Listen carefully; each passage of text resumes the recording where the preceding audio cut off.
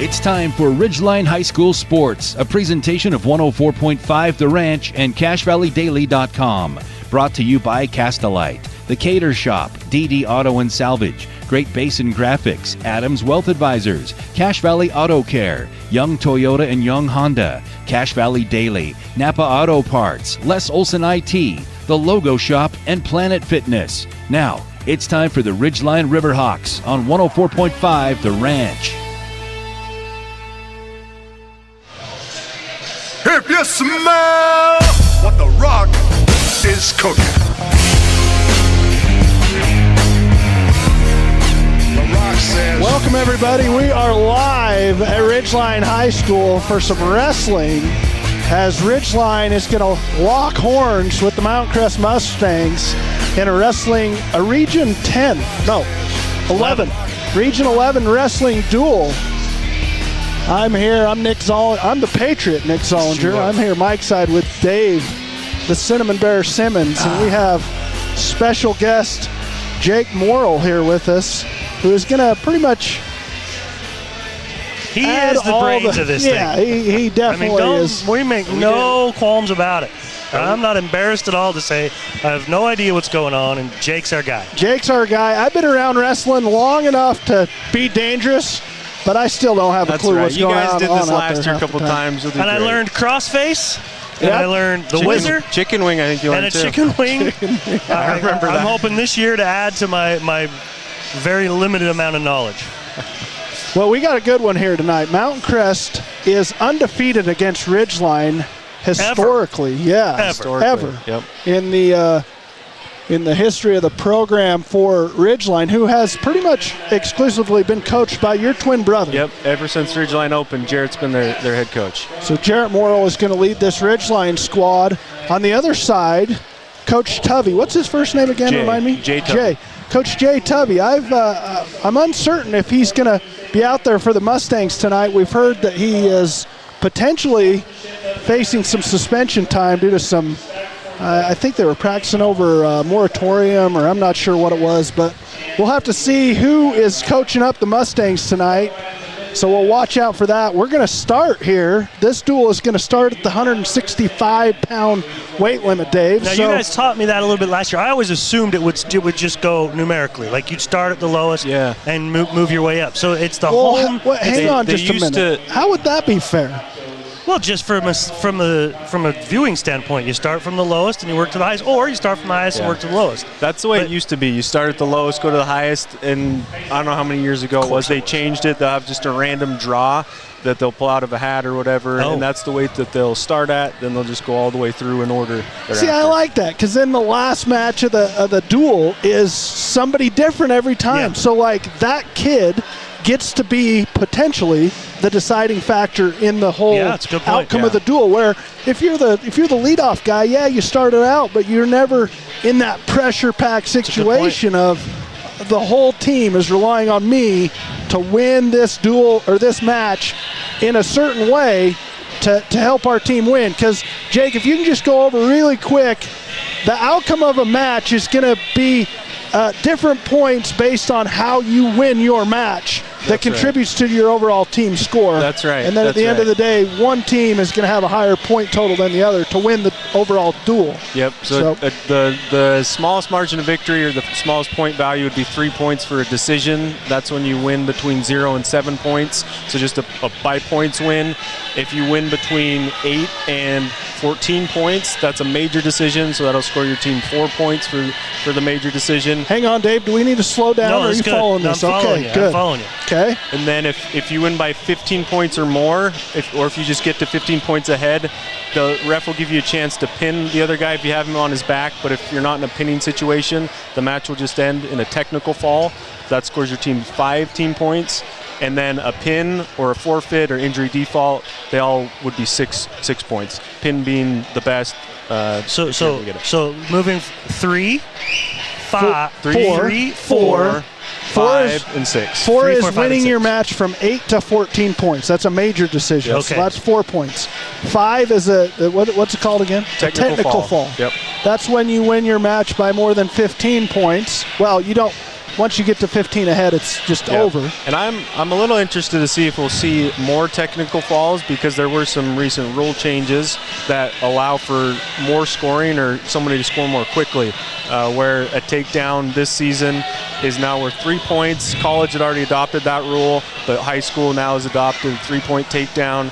And then near fall, so if you're holding your opponent near to the mat but you haven't quite pinned them, you'll see the ref kind of make some swipes with his hand. If he gets to 2 swipes or 2 seconds holding them near a pin, that's 2 points. 3 swipes for 3 points, 4 for 4 points. Okay. So that's going to accelerate how quickly someone can score and rack up the points a lot quicker. In fact, last night Ridgeline wrestled Morgan and we saw a first round technical fall, which under the old rules would be pretty rare. It will probably likely to see that more throughout the season. We may not see any tonight, but a more likely occurrence with how quickly you can start racking up the points. So, Jake, did you say that there's a 5 count on that near fall on your back? So it'll just go to 4. So just a 2, 3, 4. Okay. Yep. So last night, Ridgeline victorious over Morgan here. So they're back-to-back duels, Dave. That's so right. We talked about that a little bit before we came on air, about how much does that actually take out of you as a wrestler, having to go back-to-back. It's only a single match, so a lot of these guys are in pretty great shape, and we'll see if that factors in. But last night was the first duel of the season for Ridgeline. That's right. So sometimes that takes a little more out of you just because you're not in that maybe a little quote-unquote game shape. Yep, there could be some more emotions involved as well. Yep. Take a little bit more out of you. But this is Mountain Crest's first duel of the season. Correct? Yes, well, I believe so. I've heard that, with this whole suspension thing lingering over the school, they may have had some preseason duels matches to get Coach Tuvey eligible for this match. I'm not sure what their schedule looks like, but I'm just picking up some knowledge from the crowd that's here with us tonight. We'll take it for what we got, right? Yeah, that's right. But yeah, this should be a pretty entertaining duel, to say the least, as these two schools have been at each other's throat, let's just say, as of late. Well, I mean, pretty much since the inception of Ridgeline. It's definitely a rivalry atmosphere, with Ridgeline being kind of the underdog, so to speak, throughout the years. But I would say this season is a different story, as Ridgeline brings more placers in the state tournament from last year back than Mountain Crest does. When you look at these lineups, top to bottom, Ridgeline probably has the edge here tonight, Dave. That's interesting, especially, and you got to figure the Ridgeline's looking to make some history, so to speak. You haven't been able to beat Mountain Crest ever, and to be able to come and do that on your home mat would be pretty cool. Yeah, so they're going to welcome out the home team right here. Ridgeline wrestlers are taking the mat and doing the, is this something that just every team, do they all have their own little pre-wrestle ritual? Yep, and it may vary a little bit team to team, but they'll have them run out, kind of do a takedown on each other as a warm-up and an introduction, have your fans cheer and get ready to wrestle. Yeah, now, Dave, if you remember the last, I think it was our last broadcast of a wrestling match, it was the region championship between Bear River and Mountain Crest. At Mountain Crest. And I remember vividly, are we going to have a national anthem here? All right, folks, we're going to take a break for a national anthem. We'll be back right after this. The photo galleries and replays of the latest games. If it's happening in our community, it's on CashValleyDaily.com and the Cache Valley Daily app. Local, relevant news on CashValleyDaily.com. Searching for copiers and printers? Les Olson IT has what you need. Find reliable HP printers, award-winning Sharp copiers, and high-end Ricoh graphic systems. Les Olson IT. When your car isn't working right, you just need someone who can help make your life a little easier. Cache Valley Auto Care can. Hear what people are saying online. They'll always take the time to help you understand what they're doing to your car and go above and beyond to solve your issue. Cache Valley Auto Care. Make it 3 years in a row. Advanced Heating and AC is honored to be Best of Northern Utah Gold Medalist. Thank you for your support and vote of confidence in their company. Advanced Heating and AC, online at advancedheating-ac.com. In a world of ordinary flooring options, there's only one that's truly indestructible. Castelite, the ultimate destination for strength, durability, and timeless beauty. With tile, brick, and paver displays. Witness their indestructible products online at castelite.com. Great Basin. Dave, if you can name the intro song of what wrestler this was to, I'll give you $10. Oh, boy. Does Jake, you know? I feel like you told me once. Hacksaw Jim Duggan. No, close though. Hulk Hogan.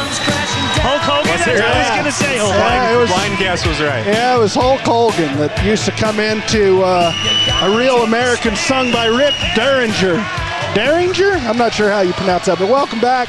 We are live at Ridgeline High School where the Ridgeline Riverhawks are going to take on the Mountain Crest Mustangs in a wrestling duel here. And in my humble opinion, there are very few things that are as exciting to watch as an individual wrestling match. My son's done it for several years, and the anxiety and the stress that I felt as a parent watching my son do this was unlike anything else I've been a part of. My sister, her son he tried to wrestle as a younger kid, just tested it out. Yeah. And I guess my sister cried watching him wrestle another kid. It's a very emotionally draining thing as a parent to watch your son do because it's just him. Yeah. There's no help from anyone.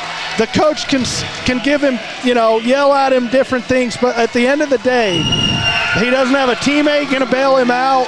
It's an individual sport that is character building like none other, and I just love watching. So you're telling me they can't tag team? There's no tag team. There's no tag team. Tag somebody in, you're in trouble. Yeah, nope, that ain't happening. He's out there on his own, and I've seen my son in different positions that my heart breaks for him because I want to help him get out of it, but I can't, and he can't get out of it, and he's making noises I've never heard him make before. So it's a sport. I mean, Dave, you look at this crowd that's here tonight. This is more crowded than I would say our basketball game was on Monday night for the boys' basketball game. There's a lot of students here from both sides, a ton of parents, and I love when they shut the lights off and they shine that light on the circle. Yep. And it's just two guys out there going to go to battle here in just a minute. And Easton Waldron's going to start us off for the Riverhawks at 165. He's going to wrestle Jacob Harris. Going back to the lineups for each school, Ridgeline again brings back 4 placers from the 2023 state tournament. Jake, if you want to go over who those are, we'll recognize those placers from last year. Yeah, definitely. We've got the first one that we'll see is going to be Seth Monteirth at 215 pounds. He's returning third place. He got third place at state earlier this year, last season. Seth is really fun to watch. He's a senior for this Ridgeline squad, and he's just a really entertaining, energetic wrestler to watch wrestle out there. So I'm excited to see that 215 match. Yeah, that'll be a good one. Also, Cruz Allred, he got 6th place at state this past season. He's a junior coming back for the Riverhawks. Zach Budd at let me make sure I get his weight right, at 138 pounds. He's a senior, previously placed at state a couple seasons back. It's funny, I've watched Zach throughout the years kind of grow up, and he's just stayed around that 138 weight range. Me too. Kind of his entire, close. 238 for Dave. He's 5'6", 238. That's in case anybody was wondering. You know, it's funny, you've kind of stayed right around that same weight ever since I've known you. Well, it looks like Puma Huerta. No, that's not Puma. He's a little bit bigger. So they've got Jacob Harris is what our sheet says, unless they switch him on us. He's in the gray singlet, and Eastern Waldron's in the navy blue singlet for the Riverhawks, as Harris has got one knee on the ground trying to look for some leverage on Waldron. Waldron's got him in a head tie. Both wrestlers looking for control early in the match. So, Jake, we could see more points tally up more quickly than they have in the past, right? Yeah, definitely, because as soon as we see a takedown here, you'll see the referee put their hand up with 3. Last year that was 2.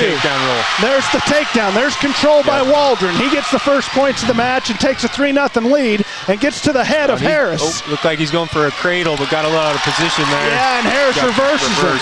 As you said, he got to the head of Harris. Harris takes advantage of it. It's kind of a position that if you're going to go for that cradle, you got to hit it quick. Otherwise, you give the other wrestler an advantage, and Harris takes advantage of it. He's got him in kind of a kind of an half overhead Nelson. by Waldron to get that escape there. What a Good job reverse by Waldron. Hey, guys, last year I could have sworn there was only one ref. No, there was two at there? some of the meets. Okay. I think we've done. 2 is, I think, the preferred method. Yeah. To kind of just. 2 is nice because as one referee, you can't see everything. For example, if they're on the mat and the top guy might be locking hands or something, but if he's behind, he's not going to be able to see the other side. We got a 4-2 lead for Eastern Waldron here. 50 seconds to go in the first match. We're going to see 3 rounds of 2 minutes apiece, and this is our first round of 3. 4-2 lead. Waldron looking to get to the legs of Harris. Kind of gets stuffed. Bit of a stalemate here. He's got the hip. He's got to keep the hip of Harris. And Harris looking to turn the corner, and he does. Down. Harris with a 5-4 lead now. 28 seconds to go in the first, and Waldron on his belly. Waldron trying to get some escape points here.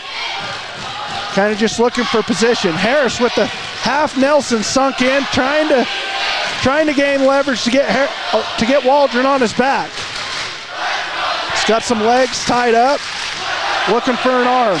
Waldron with the sit out. And if you get an escape here at the end of the period, that's important. 1 second, nothing for Waldron. That would have been a big 1 point had Waldron been able to escape to tie the match, but he's going to go into the second round in a 1 point deficit, 5-4 in favor of the Mount Crest wrestler, Jacob Harris. You can see the referee's holding up his green armband, so it's the green's choice first. He deferred, so Ridgeline deferred. I didn't see, did he flip a coin? He didn't flip a coin. So for dual meets, it's the home team gets first. They'll have, at the beginning of the duel, they'll have the team captains in the center. They'll flip a disc. Okay. And then they'll decide who gets to choose the odd or the even match. Gets their choice first. I see. So this is an odd match, and Waldron, the home team, gets to pick for the second round. Easton's going for that cradle again. Needs to stay behind the hips to knock out of position. He's doing a little better job this time. Every wrestler's got their preferred move, and Waldron's is probably the cradle, and he's got it sunk in. He's got it locked up. See if he can pull him over and get some near fall. He's got to turn him to his back. Yep, here he goes. He's got Harris to his back. There he goes. No count yet. No count. There's a count by the official. Hold him tight. Stick his knee in his ribs right there. That'll help flatten out his back to get a fall. Oh, but Harris with the turn. Now Waldron to his back. He's got 4 points for a near fall. And Harris gets the reversal right to Waldron's back. And Waldron's in trouble, and a pin! A pin for Mount Crest. Waldron with an 8-7 lead gets to his back, and Harris with good leverage. Yep, Harris did a great job of rolling out of that cradle, got his weight over the top of Waldron's head, and was able to break his lock and just stick him on his back for the fall right there. Yeah, and sometimes you push so hard and you work so hard in those cradles to hold them onto their back that kind of your leverage pushes them on top of you, and once you get in that position, you're toast. And so you got to be careful with those cradles. There's a couple of things that can go wrong, and I've seen it several times, whether you're trying to get to the head to get them in a lock, or you've got them in the lock and you're trying to roll them up on their back. And there you saw an example of where Waldron paid the price, and Harris doing a nice job with the counter. So here on this one, 175, we got Carson Lishman against Roman Funk. Another senior for Ridgeline out there, Lishman, going against the junior, I believe, Roman Funk. And now so the referee's calling unsportsmanlike conduct on Mount Crest and gives Ridgeline a point. Okay, so a little bit of... for? I didn't catch it. It was a little bit of a headbutt. It could have was been it a headbutt. slap? Could have been a slap or something. I didn't quite see it though. And Lishman immediately with an ankle pin. He's right in there on his low single and finishes the takedown. That was a great shot by Carson. That was beautifully just anticipating the whistle. That's referee Dan Hillary out there. I went to school with Dan. He was an ex-wrestler himself. So he's officiating tonight. I'm not sure who his assistant is, but Dan with the call on the mat. And Lishman with the 4-0 lead early in the first round of this 175 weight category. Carson looks like he's got a 2-on-1, maybe trying to dig in a chicken wing or go for a tilt right here. So he's got 2 hands on the right arm of Roman Funk. There he gets to the legs.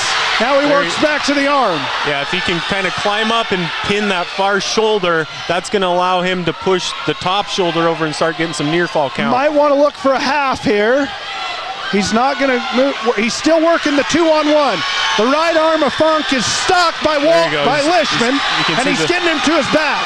When the referee swiped 3 times, you can see him holding the... Oh, and now he's got him in a half, or kind of reverse half. Yep, a reverse half, and if he can sink him back, get heavy on his chest, that's going to help him get the pin right here. Yeah, he's got that shoulder pinned to Funk right now, and he's in trouble. He's got a near fall of 4, so a minimum 8-0 lead going into the second. He wants the pin. He's trying to tie this duel up with a pin on Funk. There he's got the chin. There it is. The pin for Ridgeline. Carson Lishman comes back and evens up this duel at 6 points apiece. And we're tied after 2. That was a great job. That ankle pick is what really started that out for Lishman, Dave. He anticipated the whistle of the referee, and he immediately shot in on that ankle of Funk. And then once he had him on his back, it was perfect execution. He worked the 2-on-1, and then he mixed it right into a reverse half, and he took advantage of the position that Funk was in, and he got the pin for the Riverhawks. A nice job there by Lishman. And another senior walks to the mat for Ridgeline. And he's got quite the face guard on there, Jake. What's going on there? So usually when you see something like that, there might be a broken nose or some other he looks like Kylo Ren.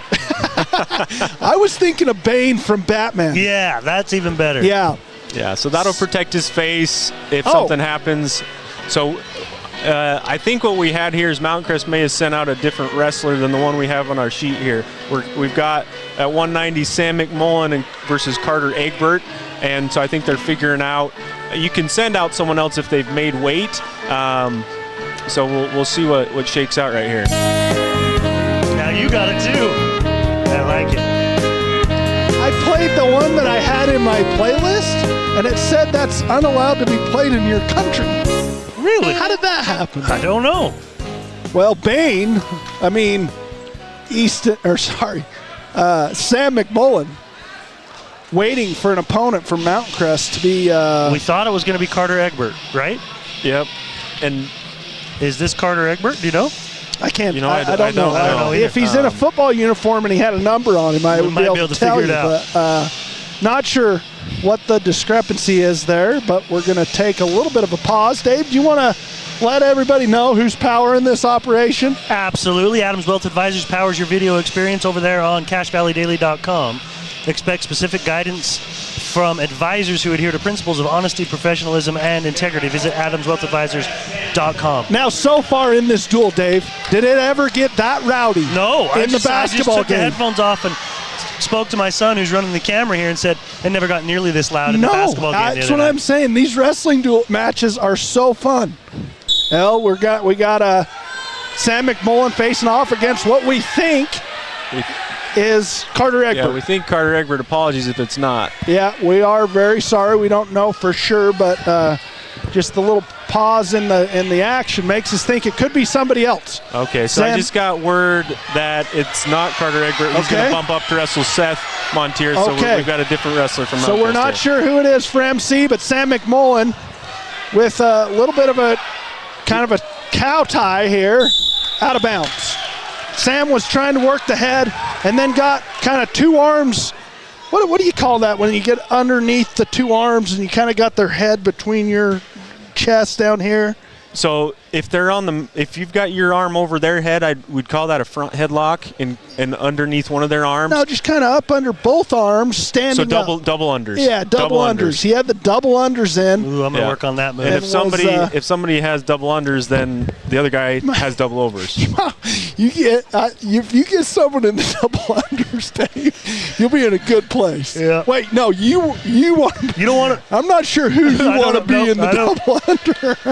This is moving along. Yeah. So back to the action. Sam is taking off the looks like there was an issue mask with his face mask there. Maybe it's getting in the way a little bit. Yeah, I mean, that looks like it would be extremely hard to wrestle with, having it on. Yeah. If we could get somebody. He's just going to go with the. Hey, I'm going to find out who this is wrestling. What do we call it? What do we call just the ear guards? Headgear? Yep, the headgear. I mean, I wanted to call it headgear, but I wasn't sure. Yep. So his face mask was attached to his headgear, and it must have just been getting in the way a little bit. Maybe gotta be hard able to see. Yep. Exactly. Here we go. It's Cohen White out there for MC. So we got Cohen White against Sam McMullen, and Cohen doing a good job. And here we're in an over-under position. Yeah, we got an over-under by each wrestler. Oh, he's out of bounds. You said it was Cohen White? Cohen White for the Mustangs as Carter Egbert is going to move up to wrestle Monteith in the 215 weight category. We're at 195. 1 minute to go in the first. Neither wrestler has scored any points. Little head fight here by McMullen, and then he blocks the shot of White. Now this is right a front there, headlock position front right headlock, here. Yeah, that's what you were describing. And out of bounds again. McMullen kind of muscles him out there. Yeah, I think he's needing that headgear. You can see him holding onto his face. Onto his jaw. Must have had a jaw injury. Yeah. So McMullen dealing with some injuries up in the facial area, and White trying to score points. Both wrestlers scoreless here. 44 seconds to go in the first round. McMullen on the head of White. McMullen looking for a head and arm throw. Yeah, and this is tricky. If you don't pull this off, you're in bad position. And he's got to push the hips. If he can get the hips, and there it is. Oh, he gets nothing. Nope, no control. And now he was close. He was real close there to getting points and near fall points, but McMullen unable to finish the head and arm. And White gets the first points of the match, and now McMullen's in trouble. McMullen trying to fight out of it. He's going to get pinned. There it is. McMullen, I'm telling you, that head and arm, those headlocks, if you can execute them and you can finish them, you can get a wrestler basically in a position that is you can't get out of.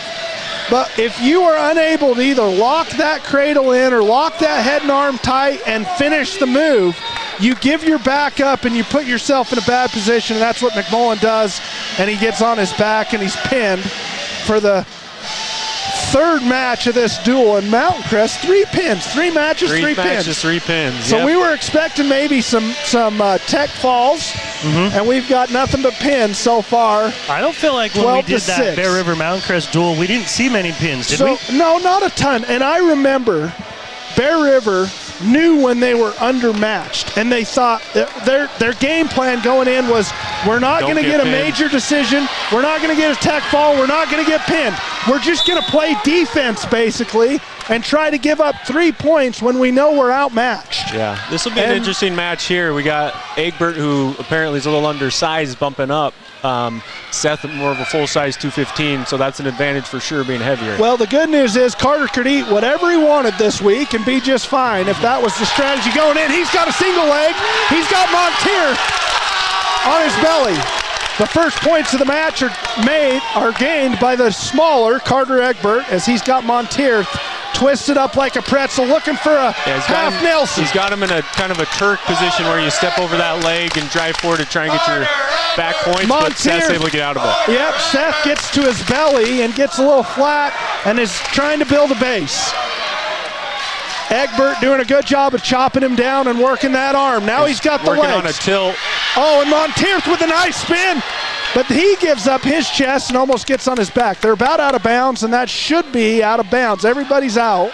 Yeah, we did. Right there. Another one of the rule changes this year is you just need 1 point of contact inbounds. Okay. So they'll let him wrestle a little bit more around the edges. Okay. Before they'll call him out of bounds. Egbert did have 1 toe in, and then it eventually made its way out of bounds, and that's when it was called by Hillary. Dan Hillary, our official man in this one up tonight. Jake, can you remind me on who decides who gets to have the top position or the bottom position? Yeah, so if it's during the round and you go out of bounds, you'll restart in the same position you were in. So since Art Egbert had got the takedown, they restarted in that position where he was on top. Now Monteith gets an escape point, 3-1 Mountain Crest with Egbert in the lead. 37 seconds to go here in the first. Monteith trying to work an arm. Egbert fighting back, a little hand wrestling going on. And that's the double unders right there, right? He goes for a double leg, switches to a single, goes back to a double, and tries to turn the corner. He's got Monteith again. 3 points, and now he's getting some coaching. I'm not sure what we had there. So we had unsportsmanlike again. I didn't see what happened, but they called Mountain Crest again for unsportsmanlike and gave 1 point to Ridgeline. I didn't see what happened either there. We'll try to start capturing some stuff on instant replay, see if that's working tonight. We got 15 seconds in this match. 6-2, Egbert in the lead. Mountain Crest in the lead on the duel, 12-6. 10 seconds. Monteer's trying to get some escape points, but he's kind of at his base. He sits out, looking to stand up. Nothing scored for Monteer. So Egbert, who's a great football player, doing a nice job against the probably heavier Seth Monteer. Carter Egbert, middle linebacker, heck of a football player. That usually is a nice transition into wrestling, or the other way around. Wrestlers are good football players. Egbert with the option defers to the third round, so Monteer. Egbert chose down there. Oh, did he? So he's in the down position now. Egbert in the down position, looking to score points. Oftentimes, if you're escape, oftentimes you'll choose bottom in order to get an escape or reversal. So if you take bottom, the only way the guy on top can score points is if he gets you on his back. And if you feel like your defense is strong, you know that in this second round, you're the only one that can score points if you stay off your back. Yep.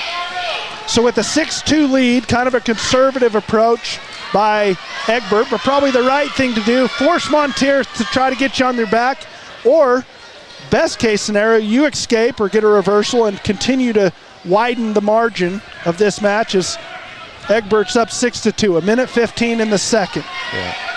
3 minutes into this 6-minute total match of 3 rounds, 2 minutes apiece. And Monteer looks like he's working a crossface, trying to come maybe then go to a barbed wire or a cradle like we saw earlier. Egbert just kind of flattening it out on his belly, not allowing him to get him to his back. He's got a leg, gives that up. Kind of goes back for that crossface, trying to work an arm. He's got the crossface in. He's got that crossface. It looks like he's trying to set up a cradle, but then he gives up the crossface. Yeah, gives it up. 37 seconds here. Monteer struggling to score any points here against Egbert. Egbert just complicit on his belly there, not allowing Monteer to score any points. There he's posturing up, trying to get to a base, maybe looking to get some escape here in the last few seconds. We got a warning stalling call on Carter Egbert there. And there's a turn. And Seth's going for a tilt.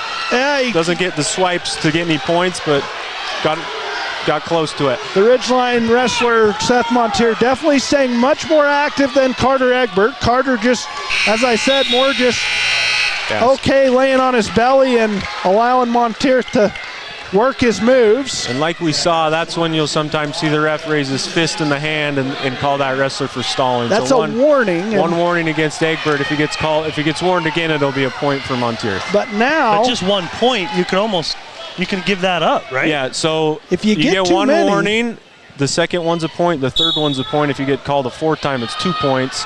Fifth time, I think you just forfeit. The match is over and you lose. But he's got 2 minutes left. He could stall again for a couple of times and still win it. He stood up and he gave up an escape point. Now Monteer has got, we got a tie match now. There's that headlock again. Yep, we got a tie match now. Carter Egbert goes for a headlock, and under previous rules, the match would not be tied. But now that it's a 3-point takedown, all the way back from 6-3 comes Monteer, and the match is tied 6-6.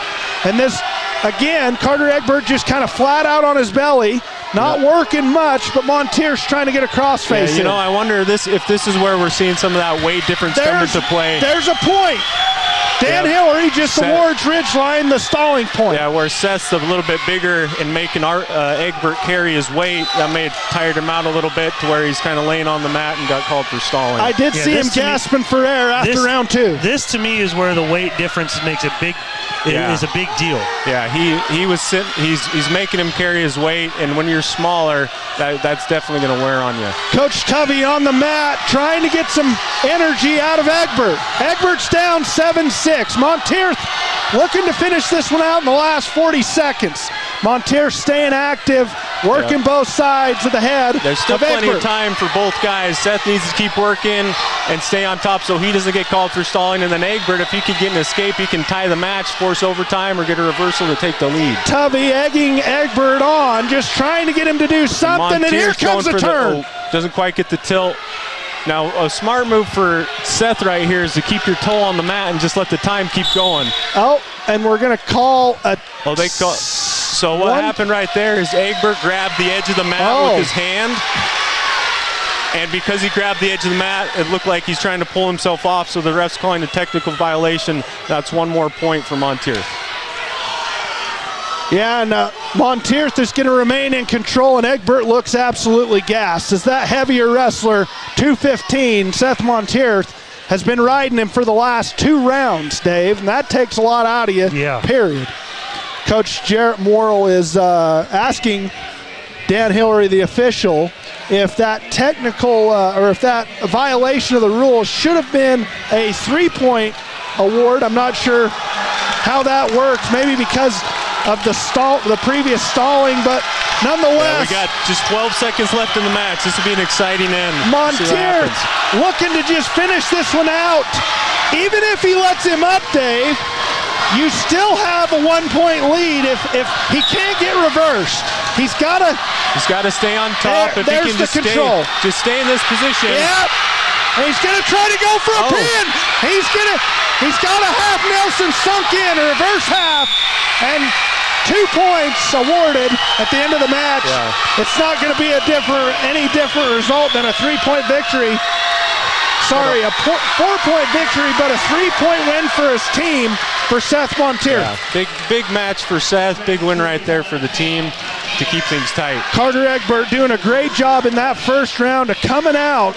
And then, as you guys mentioned, just the weight, the pure size difference of Monteith just completely wore Carter Egbert out in rounds 2 and round 3. Yeah, now, I wonder if he'd have wished he hadn't chose bottom. I was just going to say the exact thing. You go back to your strategy of choosing bottom in the second round, and you allow Monteith to just put that weight on your back for 2 whole minutes. Yeah. Maybe you wish you would have stood up and went for another takedown. Yeah, because he had to carry his weight that whole time, and you could tell in the third round he was feeling it. Well, when he hopped up from the second round, he was gasping for air, and then in that third round, he just had nothing left in the gas tank to fight off Monteith. He gets the stalling points, then he grabs a hold of the side of the mat, gets another violation and a point awarded to Ridgeline. Speaking of that, we got Matt Ellis, the freshman, out there. That's right, Matt Ellis, the freshman at 285 versus Siosi Tupuola. I hope I said that right. I think that's exactly how you say it, as Matt gets the double unders, and Tupuola doing a good job of fighting it off. Tupuola looks like he's probably got 20, 30 pounds on Ellis. He does. He's got a little bit more weight than Matt does. For sure. Sometimes that helps, as we saw in the Monteith. Monteith probably outweighed Egbert by probably 10 or so pounds. Guys, this weight is basically up to 285, right? Up to 285, yep. Because there's no way Matt's 285. Nope, he's not. No points awarded, and Coach Tubby wants to know why. As Alez goes for a headlock, and Tupuola pushes him out to the the boundaries of the ring to the mat, and no points awarded by the official. Are there coaches' boxes? I mean, sometimes I see guys. There's not. Like in baseball, they got the first and third base coach box. Or even basketball. I don't know if you've noticed. There's a little area the coach is supposed to stay. There's one on football too. It's just 60 yards. Yeah. Well, 60 yards long, right? It goes down to the 25. When I see a coach run out onto the mat, I just wonder: are you allowed to do that? I think you can ask for the official's attention. You know, if you disagree with the call, but it's got to be during a stoppage of the match, right? You can't stop it while it's going on. Little head fighting and wrestling going on out there. Alez, and he's looking to get. So we got kind of a whizzer seatbelt position There's here. There's that whizzer. And Tupuola looks like he's able to finish the takedown out of it. And he does. He gets the first points of this match and out of bounds. So we got an unsportsmanlike again, and I again did not see what happened. And Coach Tubby immediately to the mat again. But they called it on Mountain Crest and gave 1 point to Alice of Ridgeline. That's 3. That's three tonight, and we've only had 5 matches and 3 unsportsmanlike so far on Mountain Crest. To be honest, I haven't noticed any of them. I haven't seen any. It must just be something little that the referee's noticing and seeing that. Well, we're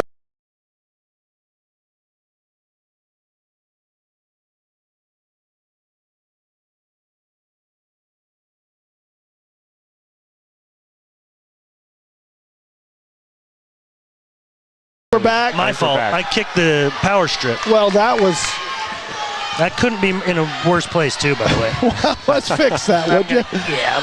Well, Tupola's got to have Nelson pushing Alice over. Oh boy, and that's a lot of weight on those shoulders. That's a lot of weight, and that's a tough position to be in for anybody, but especially for a heavyweight. Yeah, Alice trying to get. Oh, and he gets nearly to his belly, and Tupola doing a good job of keeping him on his back.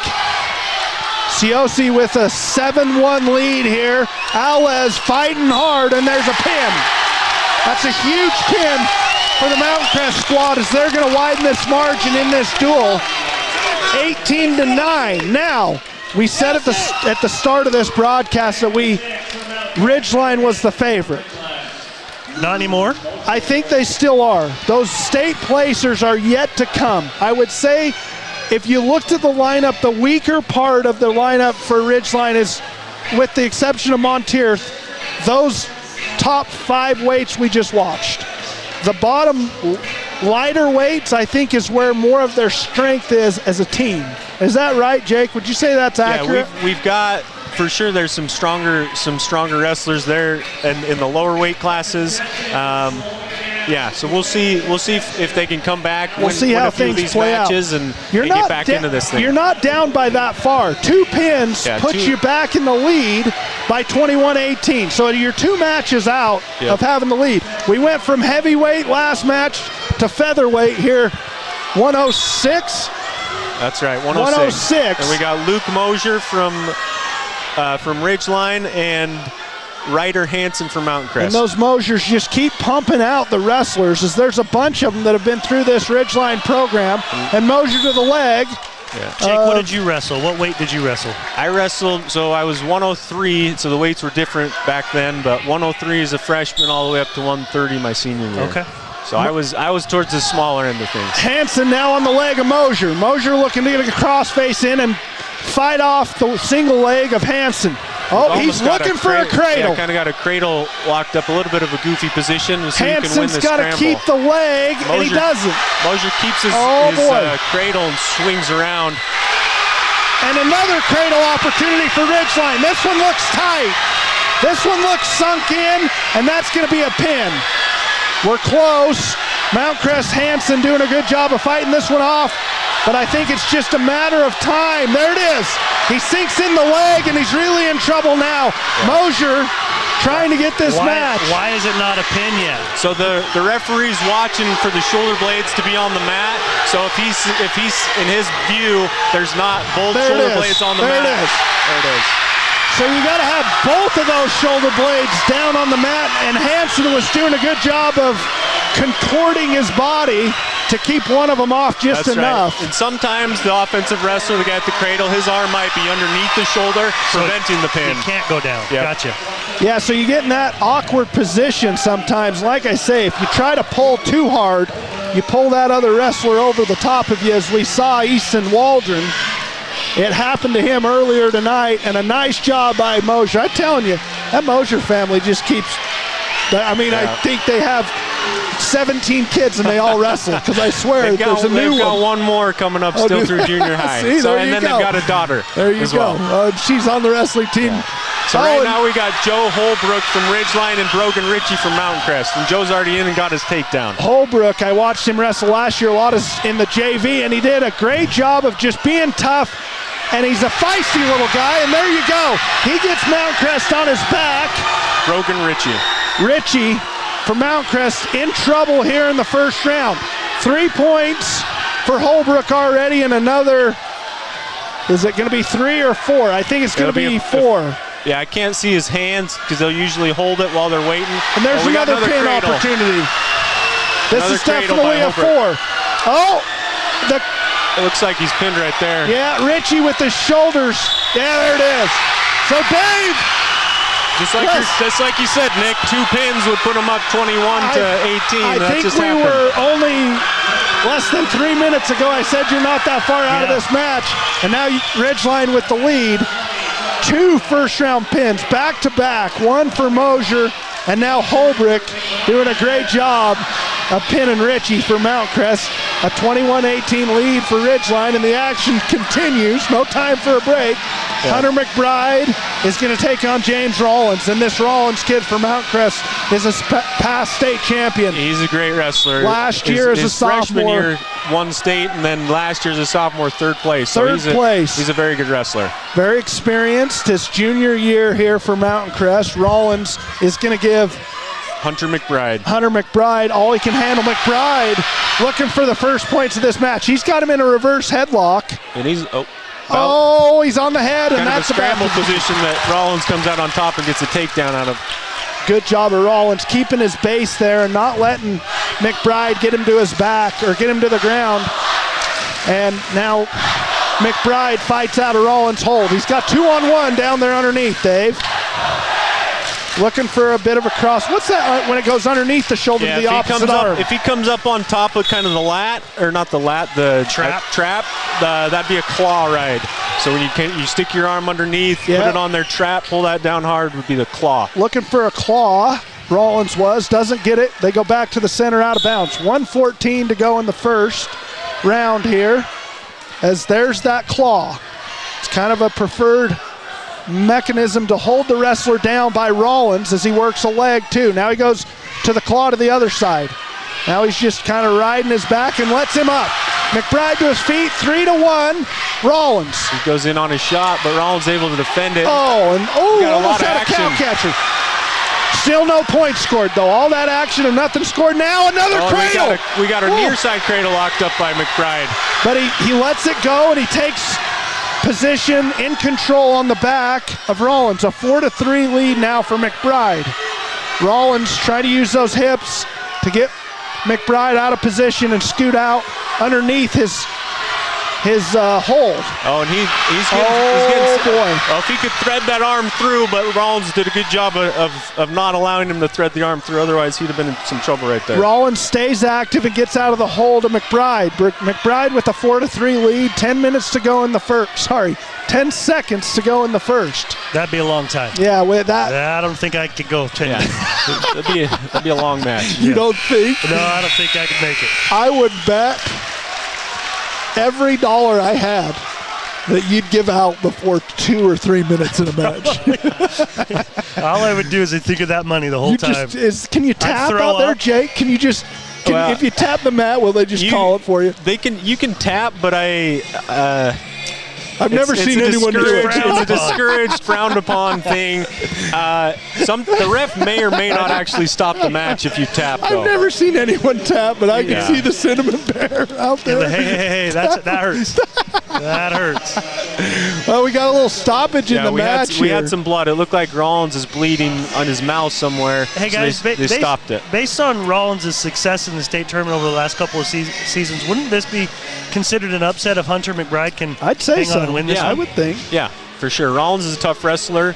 2-time state placer, former state champion, so that would be I'm going to say this match, if Ridgeline's able to win it, you can go back and point at this match to say that was the turning point. I mean, the 2 pins, if you continue this momentum that Ridgeline's built, 2 back-to-back pins by Mosier and Holbrook, and you can get a win here from McBride, I see that as a win. A win in the duel for Ridgeline. Now, if Rollins is able to come out victorious, it's anybody's game, I think, at this point for either team. But if Ridgeline's able to capitalize, I give them the edge here, as we're going to only have about 5 more matches after this one. 6 more. This one and 6 more. So we're actually just right at halfway. Okay. So this is our 7th match or our 6th? This is our 8th. Sorry, I maybe said that weird. This is our 8th match, so we're just past halfway. Yep. So we're in a neutral position. And, Rollins deferred to the third round. Oh, okay. And then Hunter McBride chose neutral. McBride chooses neutral, and Rollins scores points early in this second round. 6-4 in favor of the Mustangs. Rollins has the lead. He's looking for that claw again. Oh, a great job by McBride, trying to escape, and now he's close to a reversal. He should have one at minimum. A front headlock position. If he can push him away, he can get one, or he can keep working for a reversal. He's locked in the near cradle. And he gets reversal. For a second, the ref held up 3, but it should just been 2 with the reversal. So a reversal is 2, a takedown's 3. Yep. Interesting that they kept that still 2. Yeah, it really incentivizes being good on your feet in the neutral being good position. With the takedown, yep. So you want to escape, get the 1, and then go for a takedown and get the 3. That's a 4-point play versus a 2-point play for the reversal. Yep. But taking someone down is easier said than done. Hunter's in trouble right here. He's got a little high, had the leg in, and Rollins is able to reverse him right back. Rollins doing a great job of staying active on his back, or on his belly, and now he's got McBride in a vulnerable position. And Rollins working the claw again, kind of trying to come up and under the arm. Oh, looks like he's got a 2-on-1 himself. He might be looking for a tilt to try and just score some easy back points. On a tilt, you're unlikely to pin the other wrestler, but you'll hold him in near fall position and get some points. So now he's looking for the half Nelson, and McBride trying to get out of it. He's doing a great job using his hips. Right to his back. Oh, and he gets him on his back, looking for near fall points. There it is. What a job by McBride. 2, like he's got 2 near fall to give to McBride. If Hunter can stay on top right here, that'd be big too with the round ending. Yeah, that's a big 3 points for McBride as he comes out on top out of the second round. It's an 11-8 lead for Ridgeline. And I tell you what, McBride going toe-to-toe with this past state champion, Rollins. What's his first name? James Rollins. James Rollins for Mountain Crest. Hunter McBride? Yeah, okay. Yep. Hunter McBride for Ridgeline. McBride trying to get a head toss. And there it is again. I see it all the time. That's almost a pin, isn't it? Yeah, he's close. He's close to it. Rollins has got it sunk in, and the match is tied at worst for Rollins. He steps over, trying to find more leverage, trying to get McBride on his back. McBride doing a heck of a job. Oh, and there it is. Man, I'm telling you.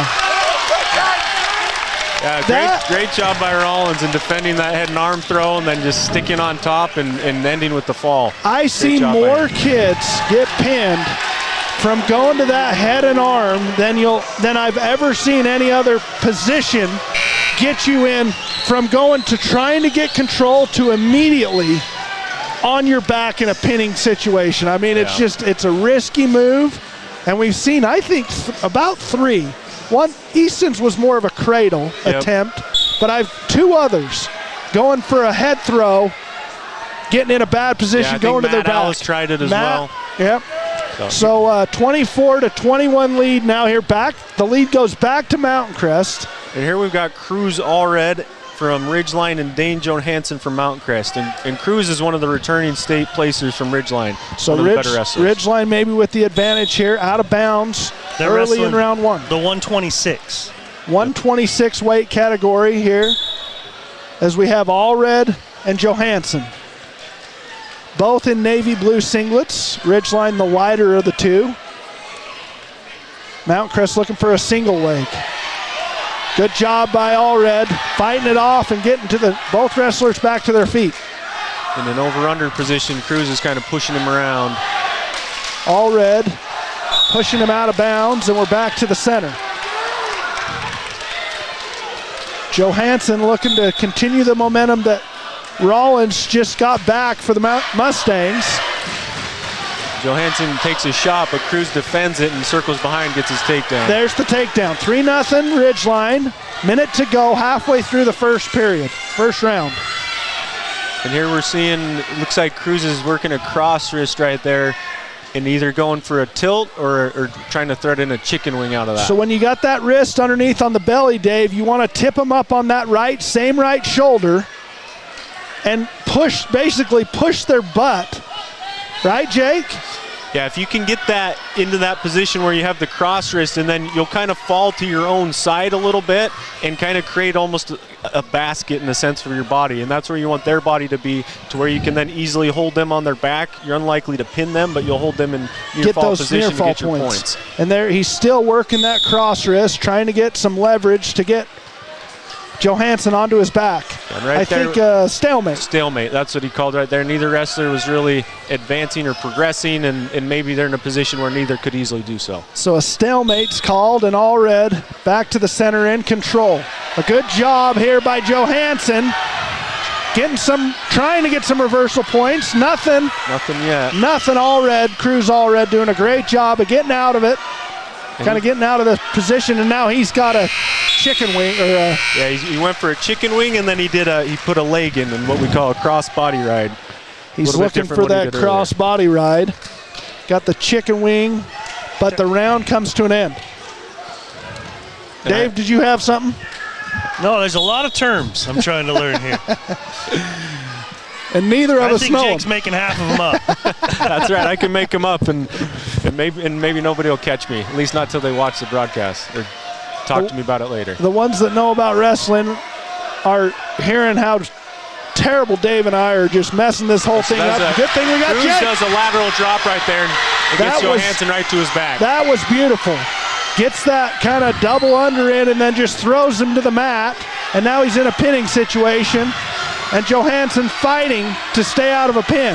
Yeah, this is a great position. Obviously a great position so if you're close. on top. And on bottom, it's a hard position to be in. Yeah, once you get those arms tied up and they're up over your head, Dave, you're pretty much cooked. And Johansson, what a great side throw. Is that what you called that, Lateral Jake? drop. Lateral drop. Yeah, Yep. Jackson has tried to lateral drop me a couple times in our house. And I'm not in his weight category, so he's unable to finish the move.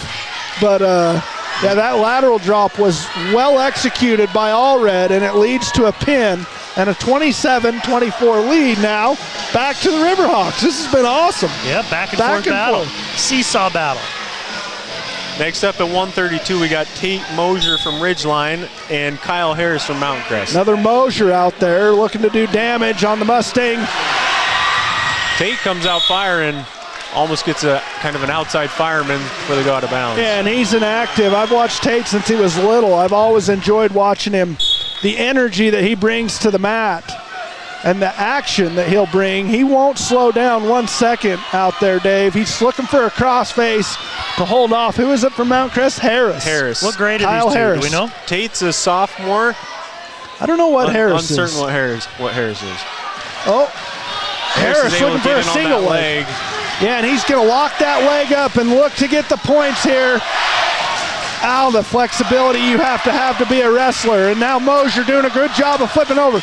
He's got a crossface in, but lets it go. Harris trying to get to his back. Yeah, and still in a scrambled position that either wrestler could come out on top of. No one gaining control. Mosier doing a good job of just squirming his way out of this hold from Harris. And now he's got a leg.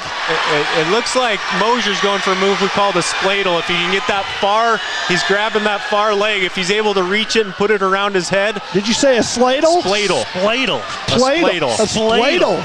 It doesn't sound comfortable. That's a leg and a cradle. All splayed out together. Well, a stalemate, and Coach Morrill telling him how close he was there. We're back to our feet, 50 seconds to go in this round. First round action of the 138 weight category. Oh, excuse me, 132. Sorry, 132. 138's next on deck. Mosier looks for an ankle pick. Then Nothing drops happening. Underneath in front headlock position. He goes for a low-level fireman's. Oh, he's got the leg. He might get some near fall. He's got the half now. The reverse half is in, he's pinned. and he's done. Woo-hoo-hoo-hoo. Mosier, the great job. Are those two Mosier brothers? Yeah. They're brothers, yep. I'm telling you, they had another brother graduate last year, and they've got another one who's in 6th grade coming up. They got 14 more from there down. Well, keep them coming. These boys are good. What's going on here? What do we got? We got some extra action after the round. I didn't see anything. I missed it. I don't think we so. They could have called some unsportsmanlike conduct on someone. I didn't catch it though. Well, I didn't see Harris go over and shake the Ridgeline coach's hand, so I don't know if that's customary or if that's. I haven't paid attention to see if that's been happening or not. Yeah, so it looks like Ridgeline was called for unsportsmanlike, and the referee at their discretion can deduct a team point. With that pin, they should have been at 33, but they dropped it to 32. So there must have been an unsportsmanlike that I didn't catch. And that point could be big at the end of this. Mount Crest is down 8. And this will be an interesting match right here. We've got Zach Butt and Pedro Puga. Puga's only a freshman, but I've seen him wrestle in the junior high, and he's a good wrestler. So we got a great freshman on the mat here for Mustangs and a senior, Zach Butts, out there for Ridgeline. I've watched Zach for years, and he's a great wrestler. Placed last year in state or no, Jake? Two seasons ago, came up 6th at state. Okay. Yep. So Zach looking for kind of that arm underneath. Oh, and he's gets a leg. Gets control. Nice job by Butts, scoring points early in the first round. Minute 30 to go. He has control. Butts in control. What'd you say last name here was? Puga. Puga? Yep. Puga on his belly, kind of sprawled out. Butts looking to go underneath. Now gets to his back. He's got a leg tied up and an arm tied up.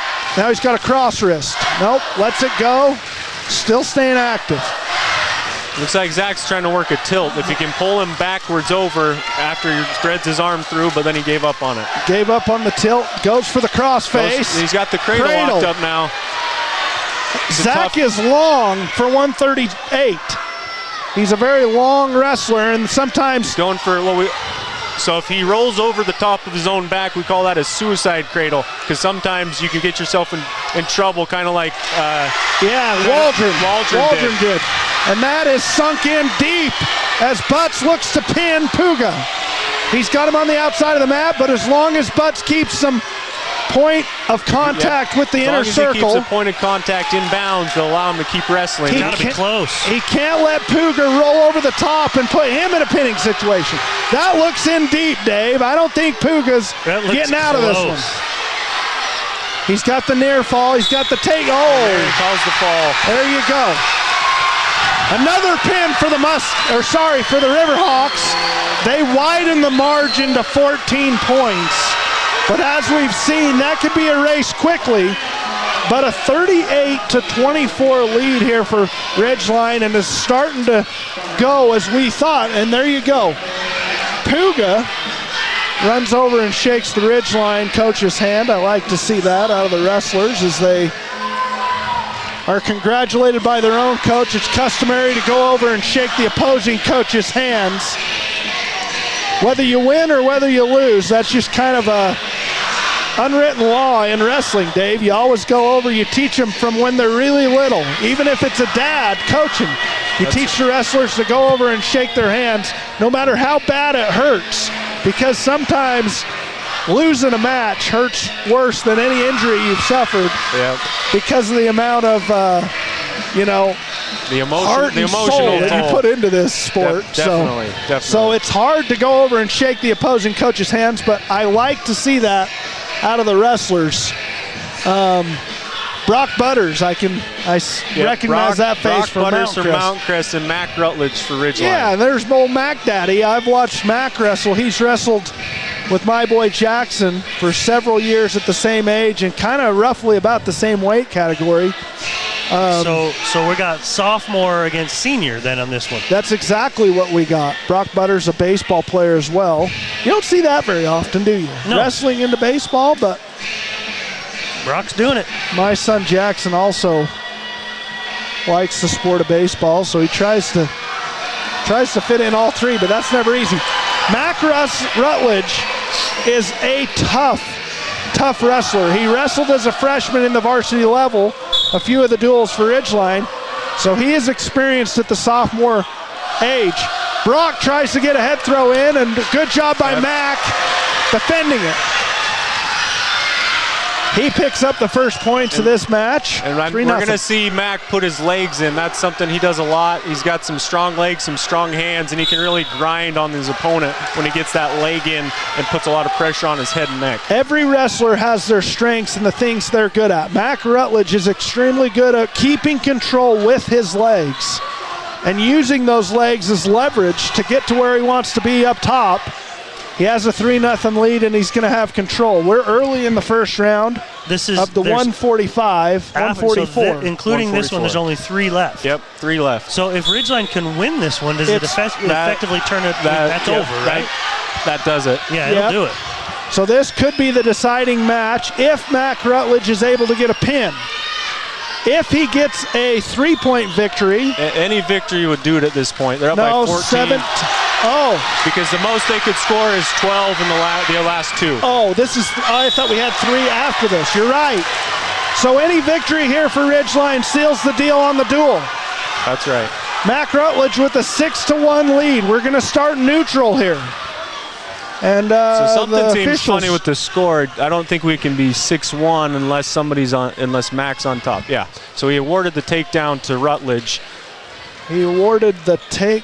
So we had an escape by Butters, and then a takedown by Rutledge. So 2 takedowns to 1 escape for Butters, 2 takedowns for Rutledge, and the sophomore's in the lead 6-1 with 1:17 to go in the first round.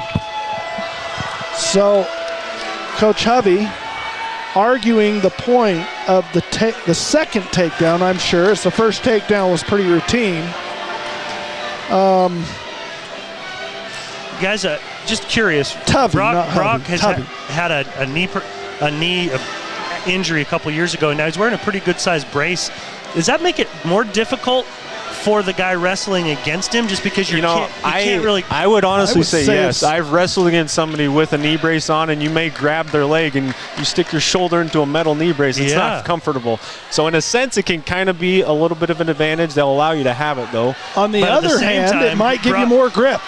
Or Brock, I don't know if he has as much mobility with that. Range of motion may be a little compromised. And here goes Mac sinking in those legs. He is high on Butters' chest, but he's trying to sink his legs. Yeah, and he's doing a good job to stretch him out. He's looking to flatten out Butters. Now he's working the head. Yeah, he's got some strong legs. Butters is in a tough position right here. Yeah, down 6-1. Halfway through the first round. Rutledge trying to seal the deal on this duel for the Riverhawks. That's the Anaconda squeeze right there. And as you said, Mac Rutledge. That's a position that is not comfortable to be in. No. It's take all your breath away. Look at Rutledge stretch out that arm of Butters. He's squeezing around the midsection, and his shoulders really stretched out. Yeah. That's not comfortable. Butters in an uncomfortable position, trying to fight out, trying to keep the Mustangs alive. Ridgeline trying to make history with the first victory over the Mount Crest wrestling squad. Ridgeline looks to be in the driver's seat. Mac Rutledge is trying to get a pin. 6 seconds. 4.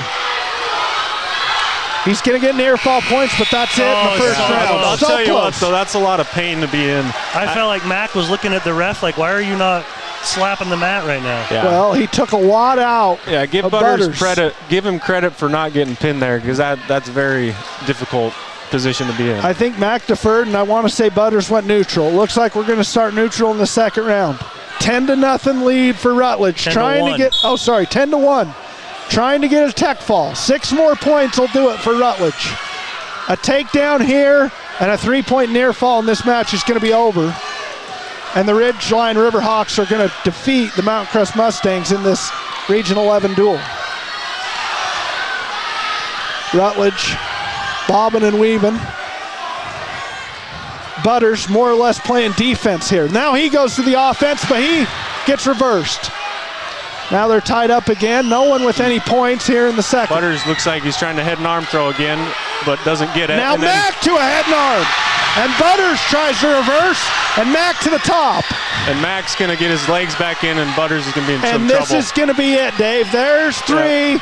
This is going to be over. So this is a position where they'll allow him to still work for a pin, because that'll be more team points. But if he gets off his back, it'll be a tech fall, and the match will be over. Yep, now this, Mac is just going to stretch Butters out here, and it's over. And that does it. It's over for the Riverhawks. History in the making right there, Simmons. That's it. That's it. A 44, a dominating lead for the Riverhawks. Up 20 on the Mustangs. 44-24, and this duel is done as Mountain Crest is going to be not upset. We said that Ridgeline was the favorite coming into this. They brought back more placers in the state tournament last year than the Mountain Crest Mustangs did. And it went kind of as we thought it would for the Riverhawks. Riverhawks are going to be in this for the region championship, and they may make some noise down in the state tournament as well, Dave, as this Riverhawks team looks good. Definitely. As we got down into these lighter weights, I told you they were going to be tough in these 144, 138, 132. You got the Mosier brothers down there that are going to be tough to deal with. You got Mac Rutledge, I think, is going to be a contender for a state placer. Another one. Cruz Allred is a great wrestler. So you got some good wrestlers, and then Seth Monteith up in the heavier weights is going to kind of anchor that heavier portion of the lineup for the Riverhawks, and they're going to make some noise this year as Jarrett Morrill has done a great job over the years, and Jake. I got to give Jake a lot of credit because a program is only as good as their youth program. Mountain Crest has always had an outstanding youth program. Ridgeline has struggled, I think, in that area until Jake. And Josh Nilsson's done a great job as well. I got to give him credit.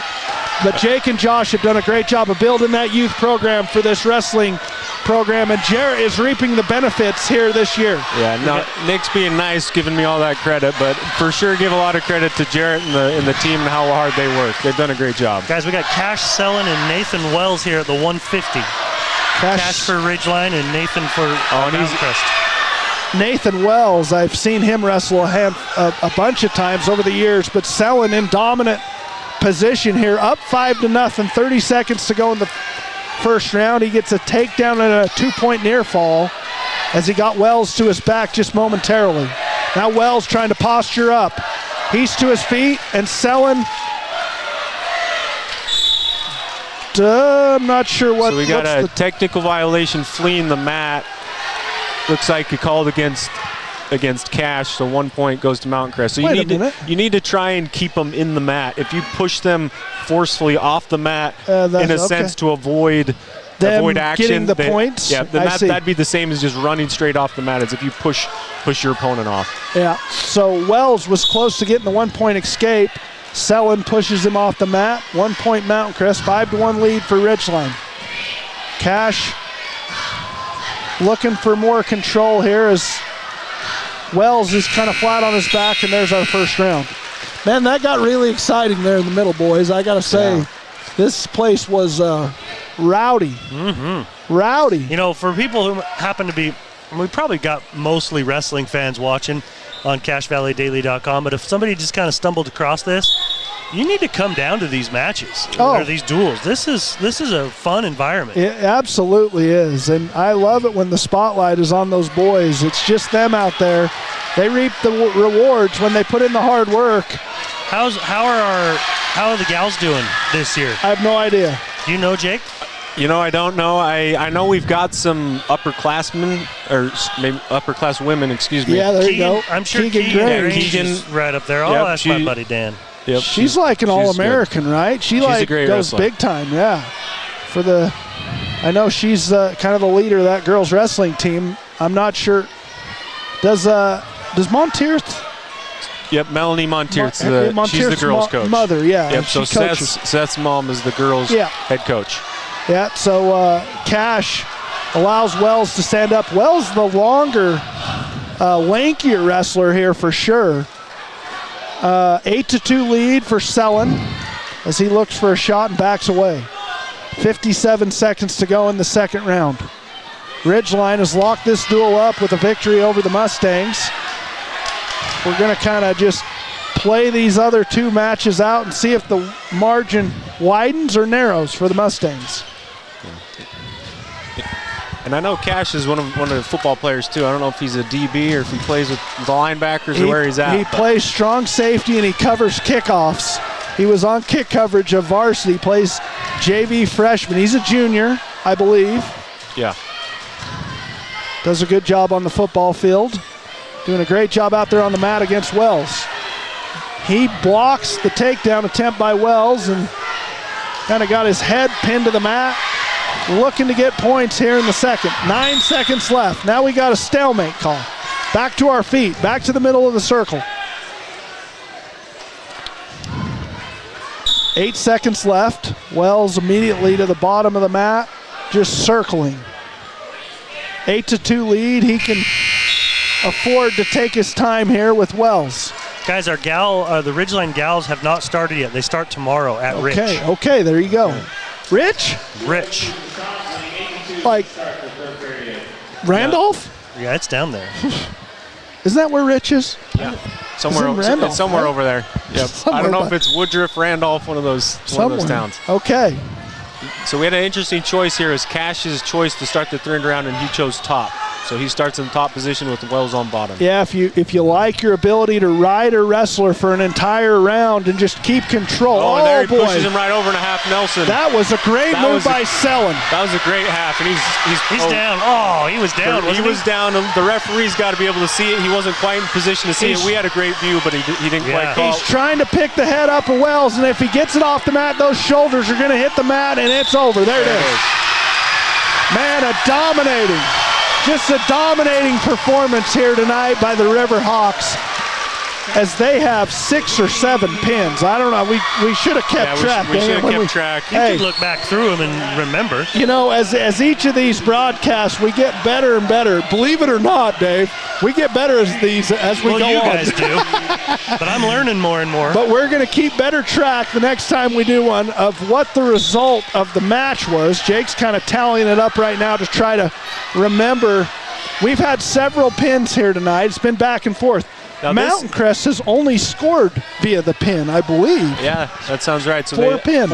Four victories, all coming by pin. Now this will be an interesting match right here. Both of these two are solid wrestlers. We got Sam Rassi from Ridgeline and Stetson Bingen from Mountain Crest. And we got a violation here on Mountain Crest, another unsportsmanlike. While we have a small pause in the action, I can give you a little bit more about the Ridgeline Gals. They're going to wrestle against Mountain Crest on the 18th of December, and it'll be their first home duel. Okay. And I'm told that Ridgeline has 2 ranked in the state pound for pound, and then Kemery Grange, Keegan's little sister, she's a freshman coming in, and she's in one of the top incoming freshmen. Okay, there you go. So the wrestling. So I tallied them up. Ridgeline has 8 pins. Oh, wow. So that's 8 for 48 team points, plus the 3-point victory by Seth minus Montier the 2 over Carter Eggberg, and then minus the 1 team point that was deducted, gets us to the 50. That was on a pin. That was by Mosier. By Tate Mosier. Yeah. This is the last one. This is the last one. Single leg attempt by, who do we got here? We got Stetson Bingham from Mountain Crest and Sam Rassi from Ridgeline. Rassi. 157, our last match. 157's our final match of the night. And Dave, I said that might be a pressure-packed match. It's not.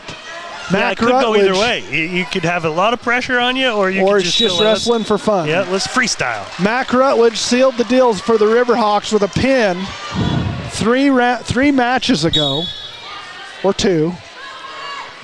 And this victory is in the bag for the Riverhawks, as they have a 50-24 lead against the Mustangs. First time in school history that Ridgeline's been able to beat the Mustangs. We felt like Ridgeline would be the favorite coming in. They pulled off the victory. Now Rassi with a 1-point lead based on some kind of violation by Bingham. Or by Bingham, Stetson. He's a nice kid. Mountain Crest cheering on their wrestler, trying to get one last victory in this duel. at the 157 weight category. Yeah. You know, an interesting thing about this duel is you don't always see is every match except one has been a pin so far. That's crazy. I don't know that we'll see a pin here. These are both good wrestlers, both solid wrestlers, so we may not see a pin here either. And a lot of those were on counters where one wrestler had the advantage and they immediately got countered into a pin. I don't feel like the other two duels that you and I have done together. No, you've always been a part of it with us. Yeah. We can't have just us two. Well, no. We've seen more pins in this duel than we saw in the other two combined. Probably we've seen a lot, and usually sometimes you'll have good wrestlers who match up, or it may happen, kind of the case here is where you have a really good wrestler and they maybe match up with someone who's good but maybe not quite as solid, and so you see a bigger difference in the outcomes. Now, outside of Mountain Crest, when you look at the schedule for Ridgeline, what other duel pops off the schedule for you that we may want to put on the air? Yeah, Bear River will definitely be a good one as well. Is that here? Let me check real quick. We have to travel it's over like to football, Garland. right? Wherever you go every other year. Yeah. Yeah, you trade off. Rossi on top, but in a little bit of a vulnerable position. He's got some leg control. Yeah, they're in a bit of a scramble there. Neither wrestler yet awarded a takedown. Still 1-0. 1:20 to go in the second round. It'll be at Bear River this year, so an interesting one that is a non-region. Look at that. The leg around the head. Oh, and now Rossi trying to push the head to the mat. Dave, you ever been in that position? Just twice. And I don't want to talk about it. That was an awkward position Rossi found himself in. That's and right. Stalemate. Another Gets him good back one. to the center. Another good home one is going to be against Box Elder on December 17th. Box Elder, always a solid wrestling program. So we got Box Elder at home and Bear River on the road. What's the date of that Box Elder Box one? Elder is the 17th of December. Box Elder's another program that's just always good. Yeah, always. They're traditionally been good for years and years and years. They've had great coaching. The one who was there while I was in high school was Mike Ripplinger. He had a lot of success. Davey Swenson was the Mountain Crest coach, and we had some good battles back and forth between the two schools. Now, there was something else I was obligated to do on the 17th, and now I can't even remember what it was. Oh, wait a minute. That's December 17th? Yeah, December 17th. I swear there was no, that's on the 10th. Okay, I'm going to have to figure out what that is because I want to put that one on the stream. That must be a Tuesday. Are they certain days of the week once you get into region? Well, obviously this is Wednesday. Yeah. No, they're random. They're random? Yeah, but they don't probably have them the same nights as basketball or, opposite places. Is it possible we could have to do a basketball game that night here? When wrestling is somewhere else? It's possible that, if there's basketball elsewhere, but they wouldn't have them same place, same night. Right. I've lost complete track of what's going on here. It's the third round. 2 minutes. We're just starting. Rossi goes to the floor. He's got a 1-0 lead. The only point is very tight match. 1-0. It really is 0-0. Bingham got penalized for some kind of headgear violation. I think it's because he had tape on his headgear. Can you not have tape? Yeah. There's certain restrictions on your equipment, your uniform, and that very well could be what they called him for. Okay, there's a 2-0 lead as Rossi gets to his feet out of the hold of Bingham. Is it abnormal to only have it's a 2-0 score in the third round? Yeah, this is a lot tighter. I would say no. If you watch really like college wrestling, this would be more the norm. Okay. Low scoring. When you've got two solid wrestlers, you're likely to see lower scoring. Tighter matches. Tighter matches, definitely. Nobody really going to their back. You don't see as many pins. Yep.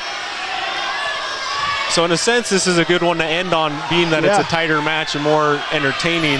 These are the most exciting when it gets down to the last minute, which we're in, of the third round, and you're a takedown away.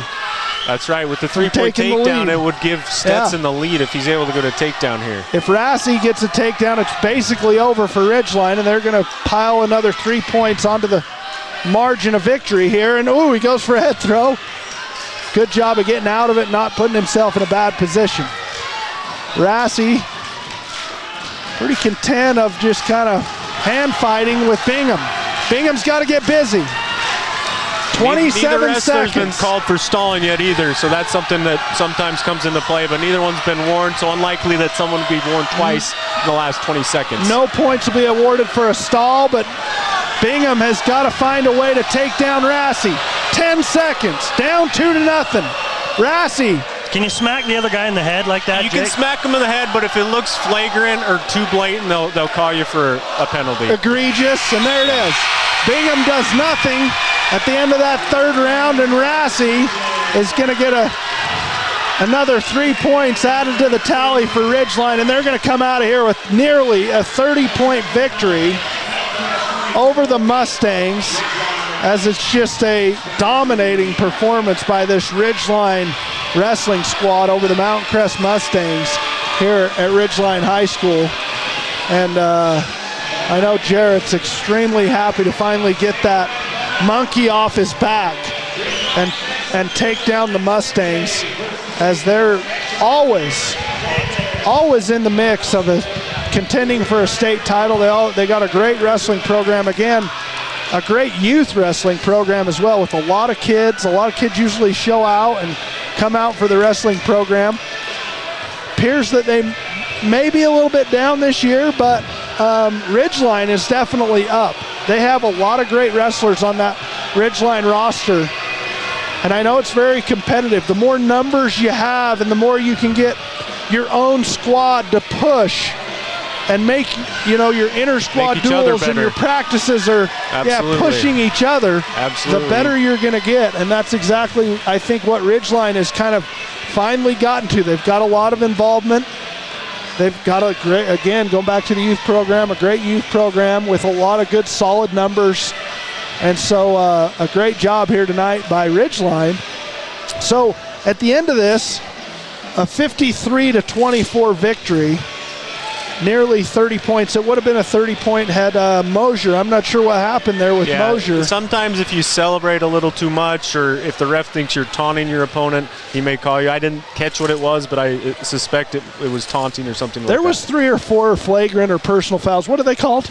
Are they flagrant misconduct? Flagrant. There was 3 or 4 flagrant misconducts called out there tonight that I have no idea what the other wrestler did on, both sides. A few against Mountain Crest and one against Ridgeline. So, what do you think, Cinnamon Bear?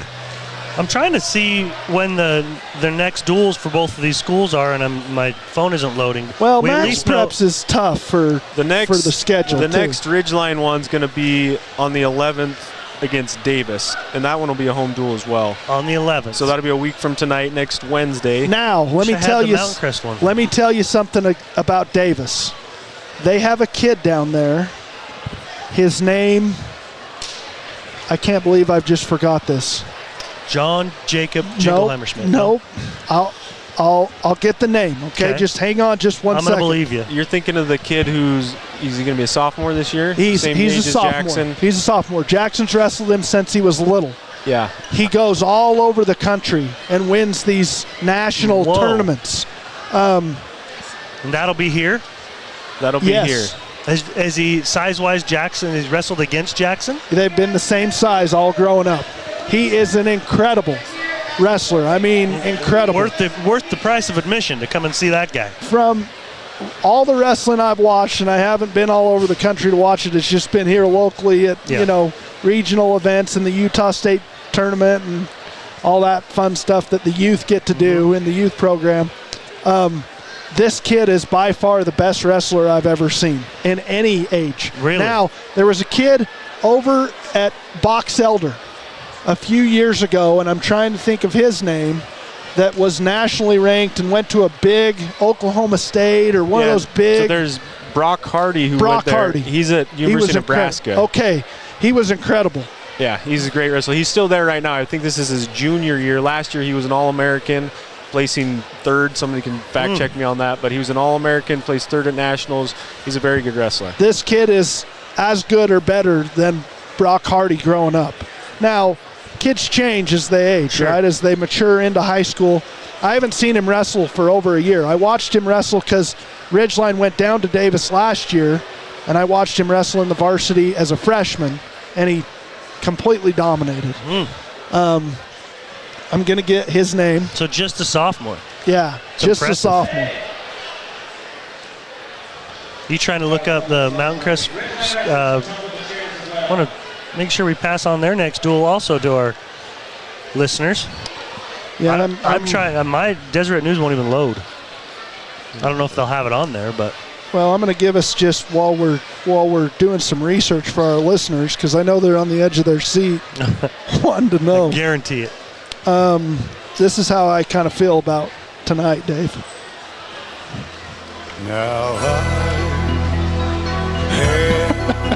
That way. Are you listening? No, see those girls on the mid-court? Yeah. They want to be on the stream. Okay, there you well, go. they're on the stream. With Carson Lishman, who got a pin tonight. So is that you Carson? Get a pin. Yeah, that's Carson. You get a pin. Yeah, put him on the stream. Where is he? Right there? He's the tall one on the phone. Let's zoom in. There we go. That's Carson Lishman. Dave, are you listening to the music I'm playing for you? You know I am. This is how I feel about tonight. Should I come and run and have you just lift me up over your head? We'll have to do that at mid-court one of these days. Under the spotlight, on the mat. I'll come from one end, and then you just be there ready to lift me. You got a back brace, don't you? You could wear. Well, we've had a great time tonight. I really want to. Okay, Austin Ellis. Yes. Austin Ellis. Yeah, that sounds right. Yep. He is. Let's interview phenomenal. Coach. Yeah. Hey, let's get Coach up here. Give him mine. He's going to sound exactly like Jake, so just be aware. His voice is a little bit raspier right now because all the yelling he does. So. Yeah, we got Coach Morrill up here just joining us on the headphones. You hear us all right, Coach? Yep, I hear you loud and clear. Okay, yeah, you do have a little bit more rasp in the voice than a little too much Jake. smoking this week.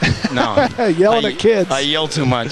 So, great win here tonight. Congratulations. Your boys showed up and did a phenomenal job out there. 53-24 victory. Did you feel like coming in to this duel that until this point you haven't been able to defeat Mountain Crest as the head coach of Ridgeline? And we talked about that kind of before the duel, but coming in, did you feel like you had an advantage and that it was going to go this way? I did. So it's still a monkey off my back, right? Here we are.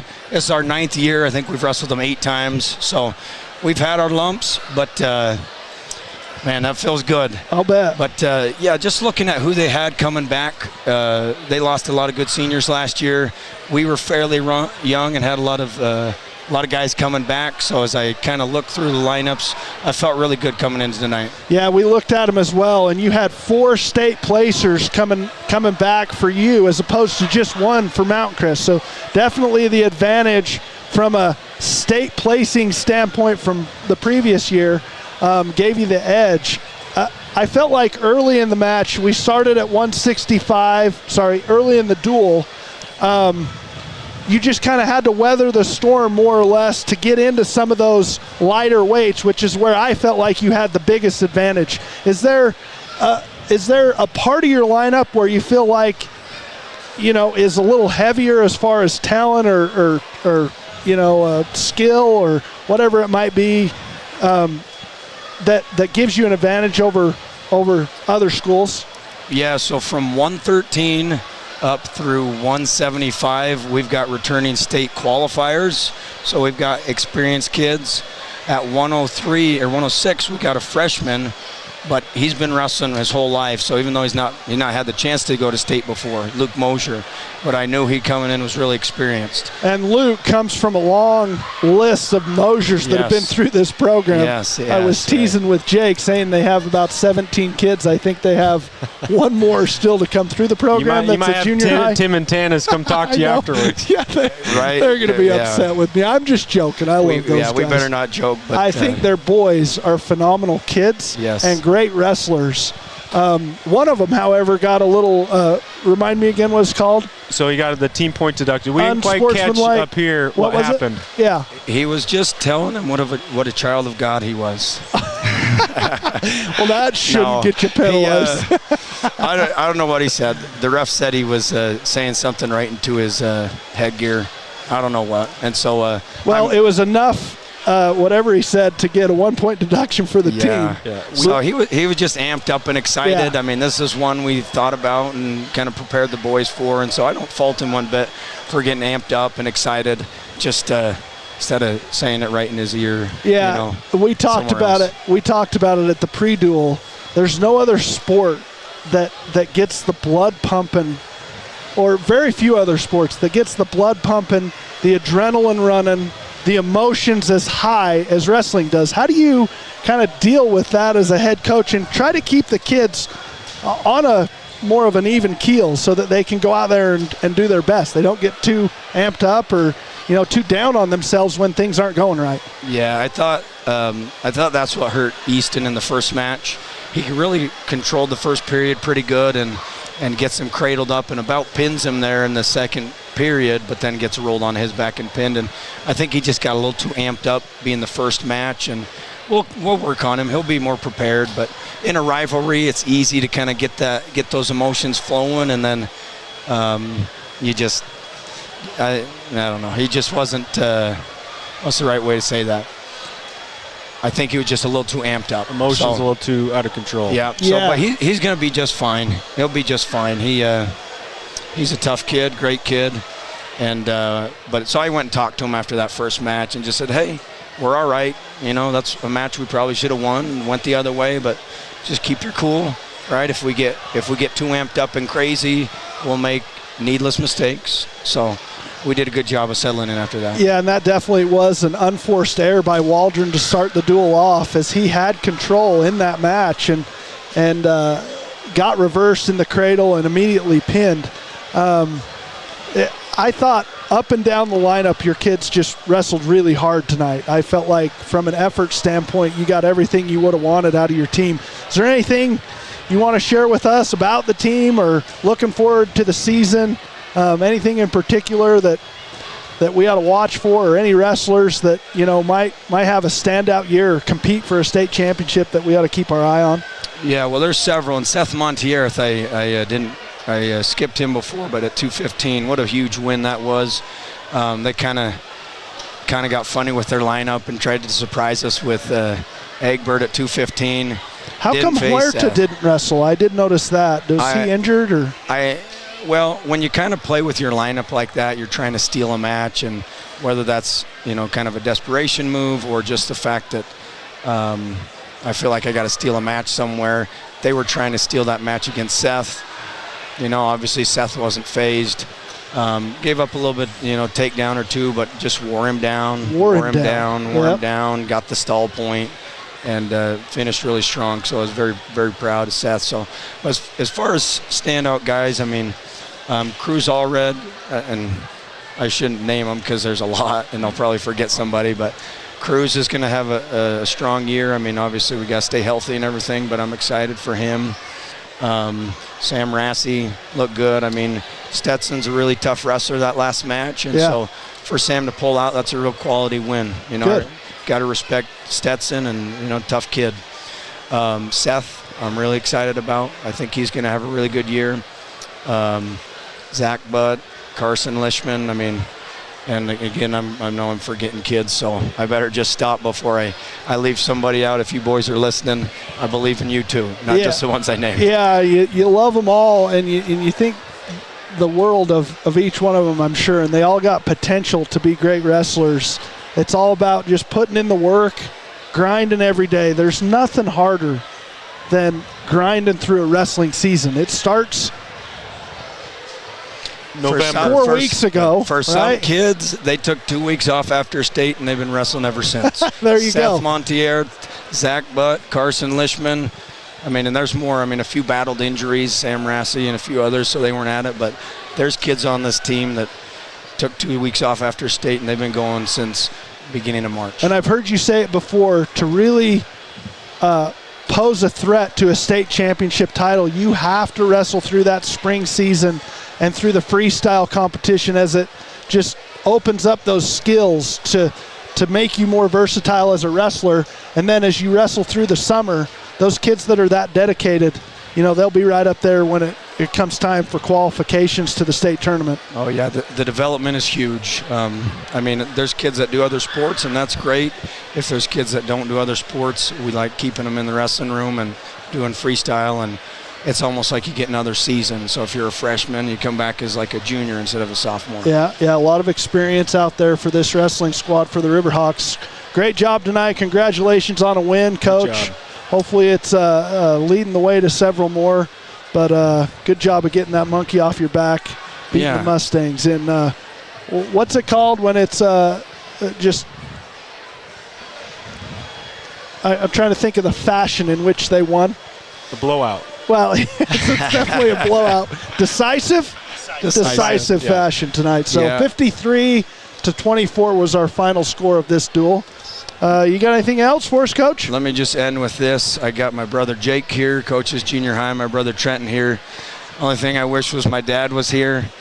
Passed away June 2023, but he left a big fingerprint on this program, helped me coach in the early years, and I know he's looking down on us from heaven smiling right now. Absolutely. He's got as big of a smile as anybody watching this happen. So congratulations to you three boys. Congratulations. That's pretty cool. Cool to send us off with. I think for that, we're just going to wrap this baby up. All right. Thanks, guys. So, appreciate you, Coach. So, for the Cinnamon Bear and Jake Morrill, that's Coach Jarrett Morrill. We appreciate him coming and talking to us and sharing that about his dad. But we're just going to put a bow on this and say goodnight. Appreciate everybody joining us. And, Jake, thanks for being here. Absolutely. Thanks for all having the me. knowledge that you have. So, thanks again, everybody. And we'll be back. Dave will be back Thursday, tomorrow night. Yep, tomorrow night. We'll be on with the basketball game. For boys basketball. Starts at 7. Tip-off's at 7. We'll probably be on the air somewhere around 6:45. Okay, thanks, everybody. This Ridgeline Riverhawks broadcast has been a presentation of 104.5 The Ranch and CashValleyDaily.com, made possible by the support of our sponsors, Castelite, The Cater Shop, DD Auto and Salvage, Great Basin Graphics, Adams Wealth Advisors, Cache Valley Auto Care, Young Toyota and Young Honda, Cache Valley Daily, Napa Auto Parts, Les Olson IT, The Logo Shop, and Planet Fitness. Watch replays of previous games on CashValleyDaily.com.